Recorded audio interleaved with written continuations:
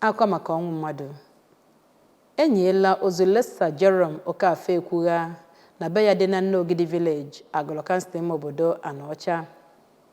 Ya bụ ofufe nro nakwa mmemme enyemozu bụ nke ọtụtụ ndị mmadụ bịara bụ ndị bịara nnọọ wee kọọ akụkọ ọgbụgba ama gbasara ndụ obi umeala, eziokwu nakwa ijere Chineke na mmadụ ozi nakwa akparamagwa ọma ndị ọzọ eji wee mara ya bụ nwoke nagoro mmụọ. Onye ụlọ anyị bụ Kenechukwu Chukwudị gara ya bụ mmemme enyemozu maka ọrụ anyị akụkọ ka o si gaa.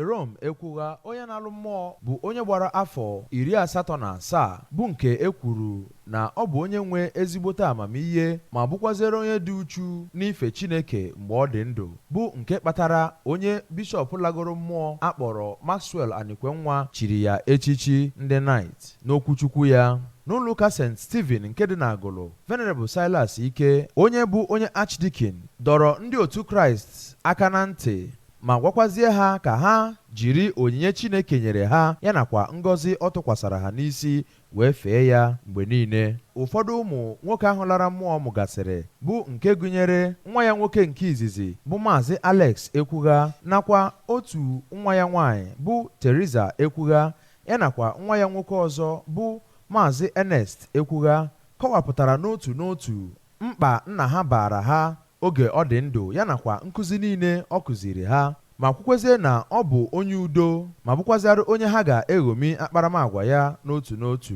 Onye President Council of Knight Ọka Diocese nke Anglican Communion Maazị Ima Ezenwaji mere ka amata na onye arụghịlara mmụọ bụ nwoke nwe akparamagwa dị iche iche ma dọkwazịa ndị ezinụlọ ahụ ka ha sonye n'ụzọụkwụ nna ha.